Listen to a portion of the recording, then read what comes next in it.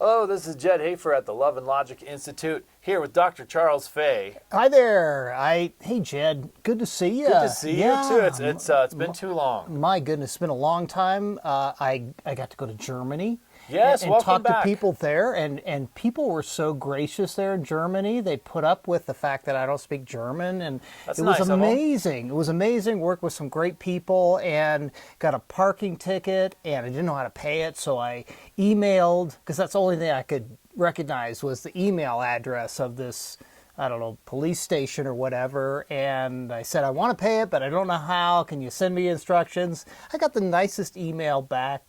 In this small matter, no worries. The case is closed. We hope you Wow. enjoy Germany. And so I thought that was so nice. That's serendipitous. So I feel at $10 or €10 richer today. €10, that's like a lot of money. And so I celebrated. A lot of times I drink coffee Yeah, during you're going these with a things. different caffeine source and I'm very today. careful not to demonstrate the label. I don't want any, but this is Mountain Dew. different caffeine Mountain source. Dew, and it is awesome. And I'm practicing. In Germany, there was no ice in anything. Okay. I don't know, but anyway, I'm practicing that, and so German style Mountain beverage. Dew, quite awesome. So I have this thing where if I'm going to be talking to me, I need a lot of caffeine too. I always feel like if I'm going to have to put up with me, I'm going to need some caffeine. So you're in good company. have you heard about the new research on Mountain Dew have and not. soft drinks? That they're No. really good for you. Oh, I guess they're good. really good. Have you heard about that research? No. I haven't either. Okay. But I keep hoping it'll come out. So anyway, what are we talking about in this? This is a podcast. We're going to do a podcast. Hi, Yeah. everyone. Welcome to the podcast. Okay. And this one is my kid is a genius. My kid is brilliant and gifted. And I'm going to be really sad if for some reason that's not true. Yeah, but why? Because I I've been think working on it since before birth. that's right, and you got the flashcards up to the Yeah, tummy. you hold the flashcards Yeah. up to the tummy. Right, exactly. And I've been driving around, and I noticed that there's been some child cares. Well, they used to call it child They're not care. daycare They anymore, used to not call it childcare. daycare. Now they are learning academies, Yes. things like that. Elite Learning Academy. Yeah, and So that they, your kid can be smarter than Susie down the block. They used to be called cute little things like little tots, daycare or cute ones. There were very few that were like smelly incontinent children's daycare, but now they're learning academies, and I noticed Yes. that there's a focus on all the science and all Academies that now. of Science. Academies for of 2-year-olds science and 3-year-olds. even infants, and I'm intrigued by that concept. I mean, that's starting early. I mean, Where do you suppose that's coming from? I don't know. I think it's coming from marketing. That's one place. It could be, but I have another suspect. what's that?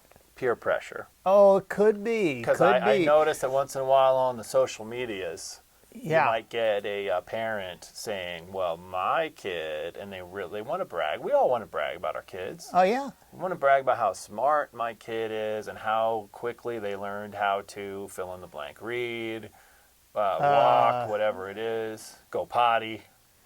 Yeah. And brag about that. And some parents hear or see that and they start going, oh no, my kid's not doing physics yet. I know, She's they're 3. Yeah, Panic. exactly. Better get her like down calculus. to that academy. We have way neglected the calculus, and she's like 12 months, and we haven't. She should know about the noble gases by now at least. Yeah. Anyway, there is a Charles law. You were going to look that up for us. as we were Yeah, talking because about I didn't know about it. Charles law Charles of law physics. of physics. And I will talk while you're doing that a little bit about and so I guess that they have this science for little kids, and I wonder what that's like. When are they sitting down and saying, let's review the scientific method, and does anybody have any questions, and what do little kids? Can I have a graham cracker? Yeah, exactly. Or why is he looking at me? Or what's that smell? That sort of thing. Funny you should mention that. Here's Charles' law. It Charles' states law. that pressure remaining constant, the volume of a given mass of gas increases or decreases by 1/273rd part of its volume at 0 degrees Celsius for each degree Celsius, rise or fall in temperature. You know, I think that happened on the plane after I ate German food for a week, and then I was on the plane for 10 hours. It was Charles' Law. Is that new, or Charles' was Law. it? Did it come out? I didn't realize it. People think we're making that up. That's No, a real. That's okay, a real you can thing. check that out. But there is a law, and it has my name on it, and it has It's about the mass of it's gas. about gas. Yes. And so, Boy, is your son gonna love that. Yeah, if he doesn't know that one already, absolutely. he's gonna appreciate that a lot. Yeah, and so, but the whole idea of science and you know, technology and all this what engineering, the little kids doing Physics. I'm torn because on one hand, I believe, and I know we at Love and Logic believe, Yeah. let's treat kids as if they're smart, and let's Oh, treat of them as course. though they are Yeah. capable. Let's have high standards and high bar, and let's believe they're capable of things. Sure. So on one hand, I have that. On the other hand, I worry that this is sometimes not about the kid. It's about bragging rights or that peer pressure for the parent, so that I can say, show off my kid. Look how smart my kid is. Look what she knows how to do already. Or maybe it's just because you know, we all want the best for our kids, and we worry a lot, you know, and especially when it's like the first kid. You know, you worry, and then He's behind. You know, he's behind, and then by the time they're the third kid, he's a behind. You know, and then so it's a little bit of a shift there, but I think it's not always like a negative motivation, but the concern I have, and I'm going to say it, come in close here. You know, and it's something really important. Come in close here, is that little kids learn through play. And if we start jamming a lot of science, academic-y kind of stuff, pencil and paper, or screen-related stuff, then that's not how they learn, and it actually interferes with learning. There was a wonderful book by David Elkind called The Hurried Child, and it's been out for maybe 40 or 50 years, and people think, well, what, you know, in the world is worth anything if it came out that long ago? But Still true, still relevant. you know, if you have a young child, read the Hurried Child by David Elkind, Elkind, and he was way ahead of the pack, understanding that when we rush kids, sometimes we do get them to learn concepts quicker. At least they appear to. But what we lose is their love of learning from the inside out. We lose a lot of the developmental, social, emotional things that need to happen. And so little kids need to be playing. How do little kids learn about the laws of motion? They run into stuff. Yeah, you run into stuff and you realize that there are some laws of kinetic energy and motion There's that an equal and opposite reaction. exactly a kid runs into you. And how do kids learn about how do they learn about math? When they have 2 cookies and someone, you know, comes and wants one of their cookies. Or when they have like 6 graham crackers and they eat one of them or they eat them all and then they're gone, that kind of thing. And it's 6 kind of minus 6 is 0. Yeah, it's kind of a subtraction problem. But stepping back, really, honestly speaking, stepping back and allowing kids to learn through experience, to learn through play, particularly during these early years, is essential. And boy, they really need to be away from the screens. And if your kids are going to a early childhood center or a infant academy and they are watching screens, time to withdraw them. It's that serious. And so I wasn't going to get blame serious. Blame it on Dr. Fay. Yeah, but that really is not good for them. I know the reason you're passionate about this is when we, the adults, rush kids, we can do them harm. Yeah. We've talked about this with potty training. We've talked about it with youth sports. You know, I want my kid to make the big leagues, and so I do all this stuff to try to accelerate that process, and I burn my kid out, and he hurts himself, or he doesn't want to play anymore.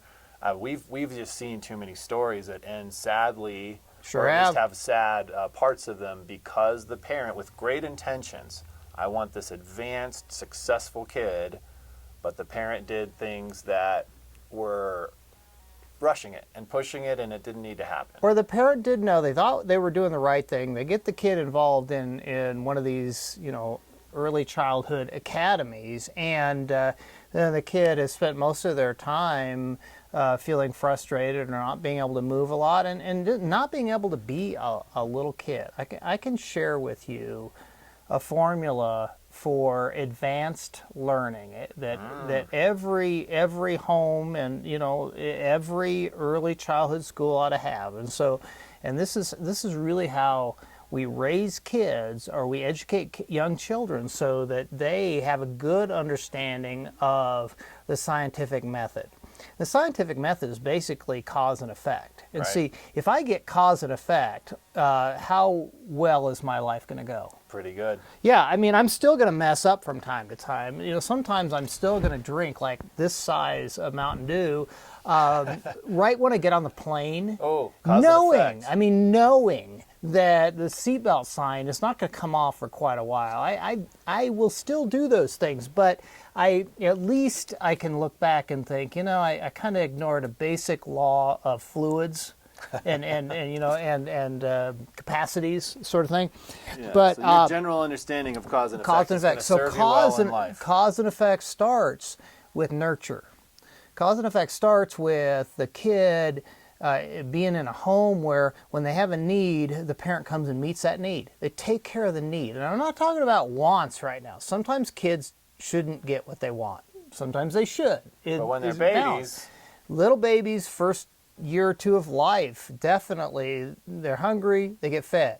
They're lonely, they get attention. They need some kinetic, some movement. They get rocked or bounced on the knee so that inner ear can get stimulated a little bit. And that's cause and effect. When I cry, somebody comes and takes care of me. Right? And that's the foundation upon which all science, technology, engineering, and math really falls upon, is that basic, solid understanding of cause and effect. And we know a number of people, I've known a number of people over the years that that didn't get that.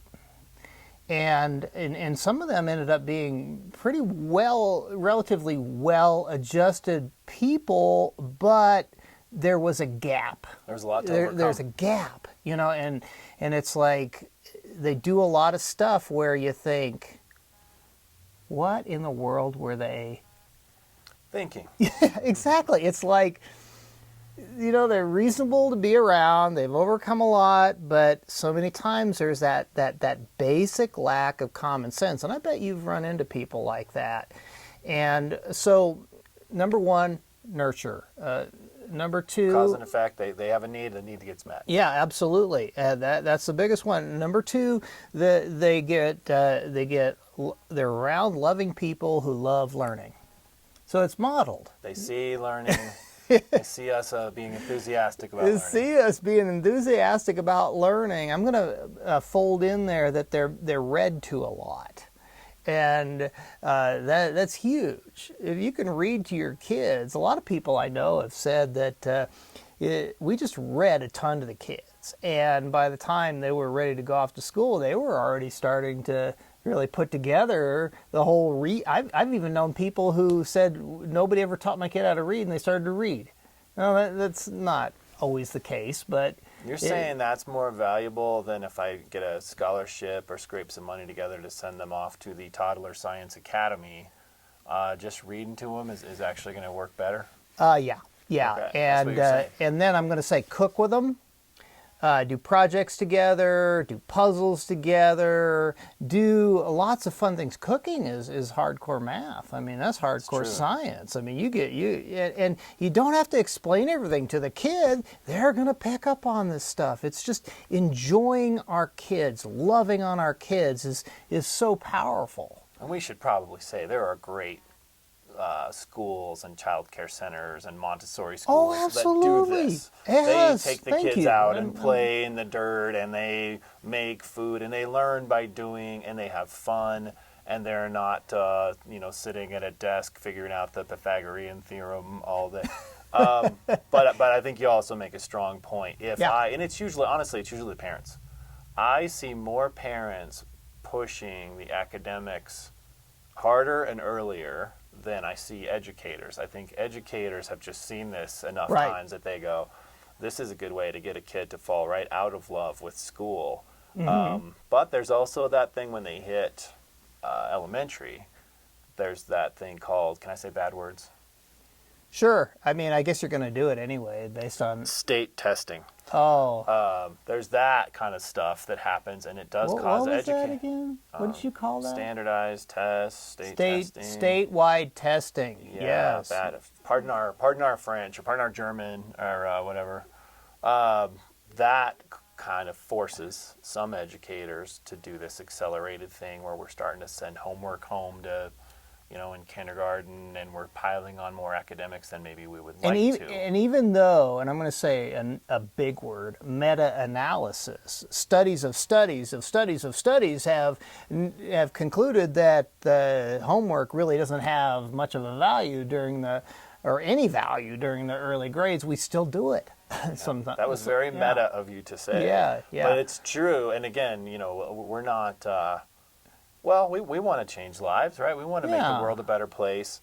I think if just more people understood, because I think a lot of, again, well-intentioned parents, we accept this as like, oh, this is the way it is. My kid's got to be doing all of this repetitive, busy work. They've got to have a furrowed brow starting in about first grade. And there's cranking so away. much peer pressure, like you say, so much pressure. And I found that sometimes when parents think differently, they start questioning themselves. I know I have, even knowing and having a pretty solid value about this, I still question myself. And it's when the kids get into middle school and into high school, that's when you really, in my mind, start to see the difference in terms of a kid who has been taught how to think versus a kid who's been taught what to think, memorizing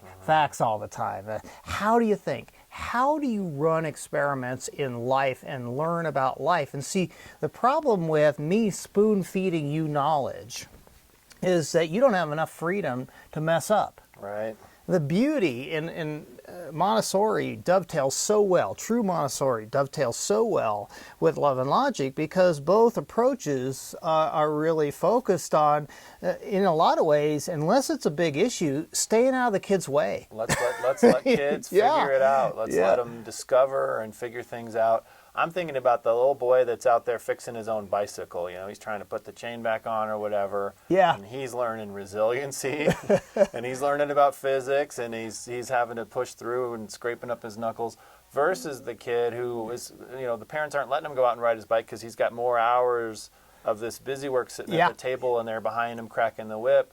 Ultimately, when you talk about this learning and this cause and effect stuff, the kid who's out there fixing his own bike is probably going to have an advantage. Yeah, really going to have a big advantage, because it's really seeing those experientially seeing. I've heard some people will say, I didn't get it, but now I see. You notice that kind of strange when you think about it, that I really didn't understand this concept, but now I see it. And there's a difference between seeing, and seeing comes from really doing and experiencing the good things, experiencing the not so good things. And so, how do we remedy some of this? I mean, one thing I'm thinking about is maybe I pay a little less attention on social media about how advanced everybody else is. We've talked about this one with potty training in particular. The rushing. And we're talking about the kid, potty training the kid. I wanted to clarify that. So the rushing of that process that a lot of parents end up doing, and it's because, and by the way, they're not all telling the truth. Well, little Stacy was potty trained at 6 months, and she did it all by herself. And you hear those stories, and you go, oh man, my kids too. What's wrong? And we've realized, number one, this is way more developmental than... And number two. Yeah, Okay. both of those, right. yeah. It's way more developmental than a lot of people realize. Okay. And we would, if we could do one thing, we'd abolish the whole training word out of there, because you're Right. not really, I mean, any more than you're doing height training to help your kid get taller. Yeah, yeah. It's so much more of a process that is dependent on the development than Yes. the things that we do. That's if I'm a controlling person, I'm going to teach my kid how to do this, and then they're going to know how to do it, and I can make that happen. But I can't make development happen, and hasn't happened yet. Yeah, yeah. And development happens optimally under certain circumstances. And How about when kids are really stressed out? Is that no? See, and we see extreme cases with kids when they're under massive amounts of stress when they're developing, and they don't develop. They develop failure to thrive, and so they don't grow, they don't develop cognitively. It's because there's so many stress hormones going through their body that it's just tearing up their nervous system.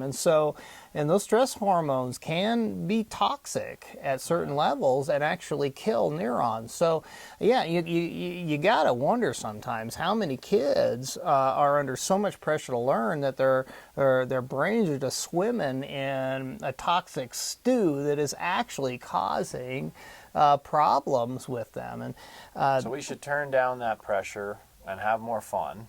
turn down the pressure, have more fun, let them be kids, hold them accountable for the naughty stuff. They need a little logical consequences, like when you're playing a game with them and they throw the game piece at you, then we just are sad for them, and we fold goes up the bye-bye. game, and we can busy ourselves with other things for a while rather than spending time with them. It's just those little mild logical consequences that are helpful. But And those are good times to use fewer words, actually. oh, fewer words. That's right. So what else? I think to avoid this phenomenon, one of the things I might realize is that all kids are unique Yeah. and different. This was on our Facebook recently. We said there's no cookie cutter shaped kids, and just because one kid does it, I don't need to think, oh, well, my second kid is going to have this at the exact same time, exact same age. And they Or are because the different. neighbor's kid was able to do this, that means my kid should be able to do this. We need to remember that they are unique individuals, and it's not a competition anyway. Yeah, yeah, and to remember that.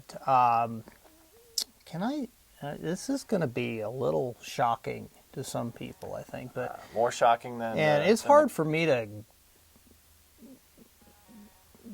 make come out of my mouth at times. But I wonder if we really have as much control over things as we think we do.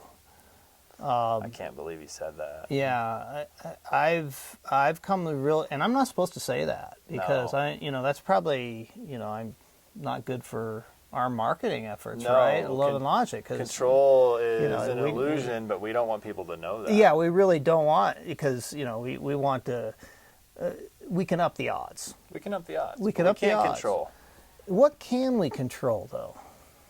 ourselves. If I've had enough caffeine, Yeah. control myself. See, you're not taking anything seriously. That's true. That's the problem.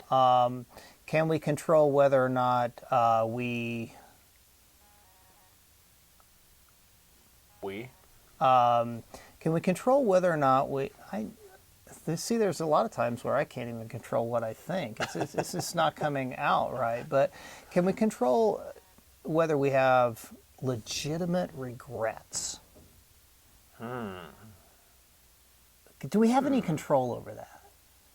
Like, can Not we? on the back end. I mean, can we? No, like not on the back end, but like, can we do the best we can to live a regret-free life, I guess? And so, Yeah. what do you think most people, if they have regrets about how they raised their kids, what do you suppose they regret? I'm thinking on my deathbed, I wish I would have made my kid do some more physics problems. I'm not thinking that. Probably not. Okay. No. How about I really wish that I would have spent more time with my kid. Yeah. Played more, laughed more. I wish I would have ate more ice cream with my kid. Probably true.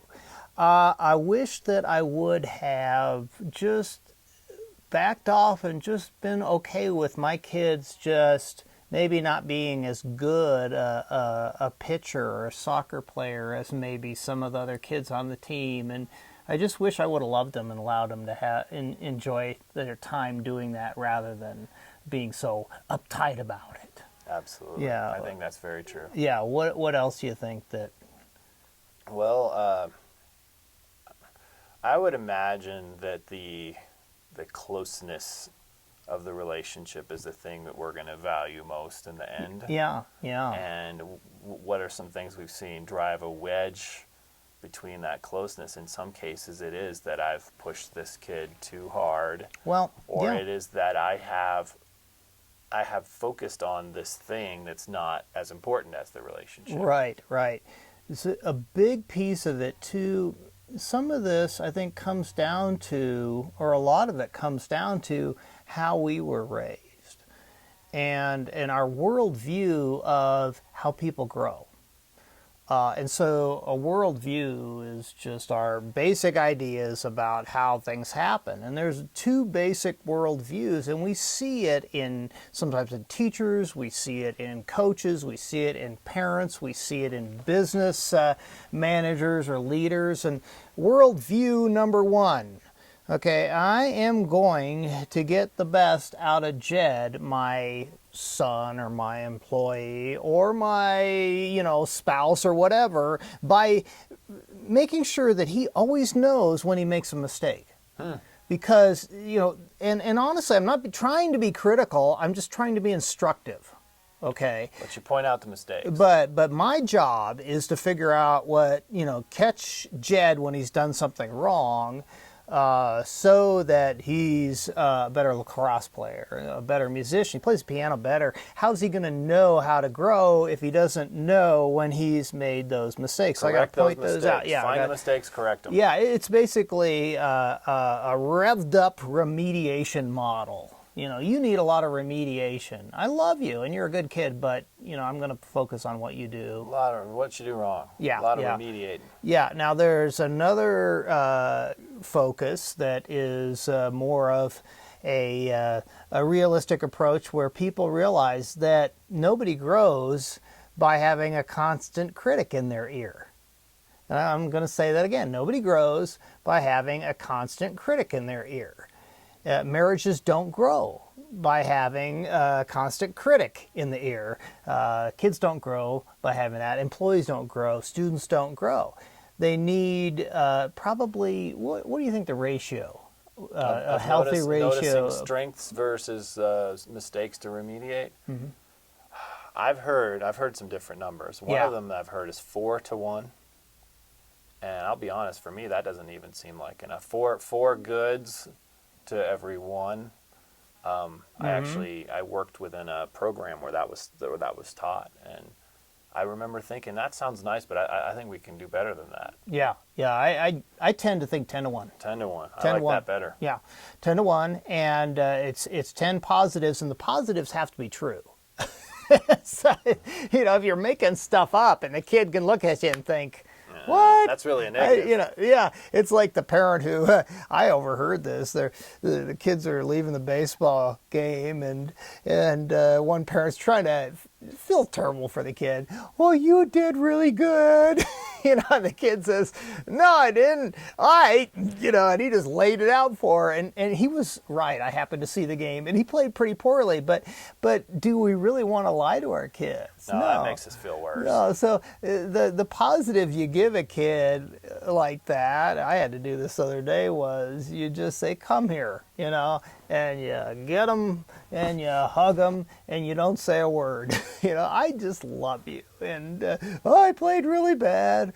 Well, yeah, but the good news is there's another day. Another and game I love tomorrow. you. Yeah. So sometimes we just have to agree with our kids when they have an accurate self-perception like that. So, but you're aiming for this 10-1, and what it really, the self-control that would take for me is to keep my corrections, my remediations down at a low enough number that I could get in 10 positives for every one of those. Yeah, it's tough. It's tough. But something I've noticed about most kids is that when we do the positive part and we really focus on that, most of them are pretty good, quite frankly, at noticing what they're doing poorly. Their own, yeah. Yeah, that's the problem with the correct them all the time approach, is that we fail to realize that the kid is probably already doing it and feeling pretty bad.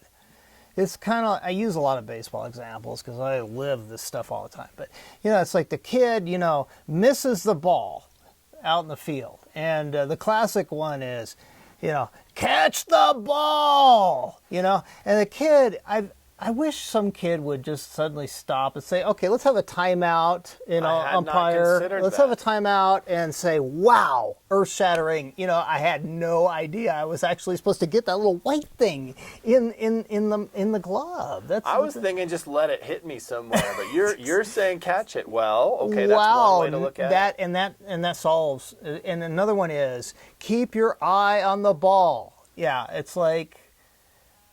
I hadn't heard that before. Yeah, or hit it. Okay. I thought I was just supposed to wave this stick around at people. Yeah. Again, good intentions. Yeah. We, as the parents up in those stands, we have good intentions. Right. Yeah, we do. But we say some pretty dumb things. Yeah, and sometimes each other. But that's a whole other. We can do another podcast on. That's another one. On dumb things we say to each other. Yeah, and on crowd conflict at had some of that. That could be a series. We could do a series on that. Yeah. But okay, so the deal is little kids. How do they grow? They learn by doing. Charles' law is about gas and pressure.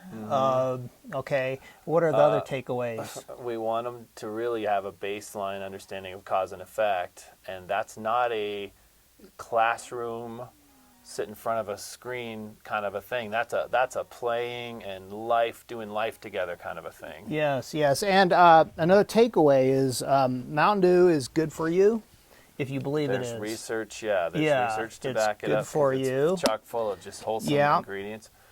And I would say, please let's give ourselves and our kids a break by not succumbing to so much peer pressure and thinking, such and such friend or neighbor's kid is doing this. Mm-hmm. That means my kid is behind or inadequate or lagging if I don't get my kid doing that right now. Okay. Because that pressure we put on ourselves and then ultimately we put on our kids, not good for anybody.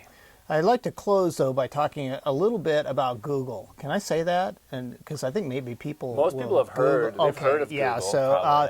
Yeah. And Google has these things called algorithms. Mm-hmm. Okay, and it sounds like something like maybe some sort of music. But it's not. But it's actually has to do with like when people, like whether or not your site comes up when people search. And I've heard it said that the best place to hide something that you don't want somebody else to find is on the second page of a web search. Of a Google search. Yeah, it's a Google search. But I think there's some relevance here in that content is king. And see, part of these algorithms that Google and other search engines have is web developers and parenting experts and anybody else. They got to have a lot of content, right? A lot of content, a lot of articles, a lot of top 5 points. I saw one about top 5 points about sleep changing your life. And it read like this: number 1, lack of sleep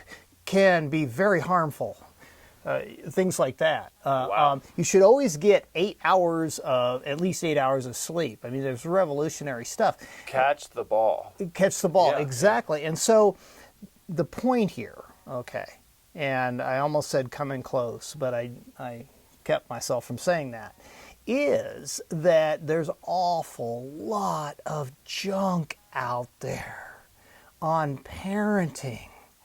Lots of lists. Lists are good for the algorithm, right? We should do that. Yeah, and everybody's competing. How do I get somebody to click on my site? And so there's lots of lists about here's what you should do, or here's what your kid should be doing at such and such a time, or here's this and that. And Love and Logic is guilty of that. I mean, we're right in there with everybody else doing the search engine deal. The point, though, is the very, very, very reluctant to follow these lists of what a kid should be doing by such and such a time. You've just inspired me. We're gonna make one. We're gonna make one. Yes. But ours is gonna be different. So can we do it right now? What should a kid be doing by 3?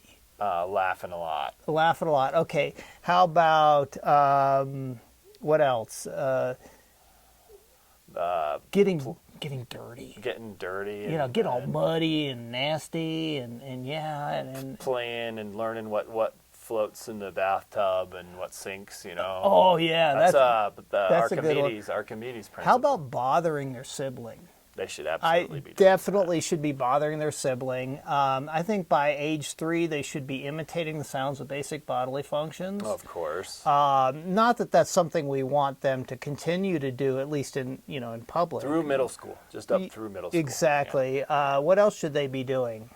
At 3, being read to and hugged a lot. Read to and hugged a lot. So that's a major goal. I think that's a good list. We got a good list. Yeah. What is that? Was it 6? I don't know. Top 6. We'll get it. We'll get it on the. We'll get it on the site, and we'll let you know when We're it's real up. big on that stuff, like just flash in the pan, clickbait kind of stuff. Yeah, exactly. Yeah. Okay. Well, What? I think I was a little harsh on you because I was trying to point out you were Facetious. Was that being not being serious, facetious? and I apologize. Well, I'm going to try to be more positive. on my deathbed, I'm mostly going to remember all the times that I've forgave Charles. Like, I'm not going to focus on all the times, all the things he did to need to be forgiven, but I'm going to focus on how I was really able to forgive Charles a lot. Thank you. Mm-hmm. Appreciate that. Appreciate you. Yeah. Have a great one. Thanks for watching. Bye-bye. Go play with your kids.